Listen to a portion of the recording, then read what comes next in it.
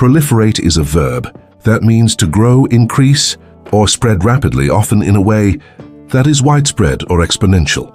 It can refer to tangible things, like cells or plants, as well as intangible concepts, like ideas or trends. Origins: the word comes from the Latin proles, offspring, and fere, to bear, originally used in biology to describe cell multiplication. It later gained broader use to signify rapid growth in various contexts, explanation and usage. Proliferate is often used to describe something that multiplies or expands quickly, whether it's physical objects, biological entities, or abstract phenomena like rumors or technology.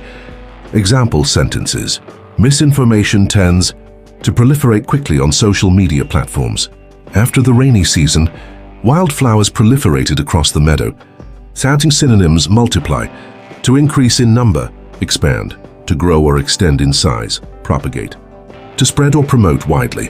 Antonyms: dwindle, to decrease or diminish, decline, to reduce in number or strength, stagnate, to remain unchanged, or stop growing. Key takeaway: proliferate emphasizes rapid and widespread growth, whether it's in a biological, cultural, or technological context.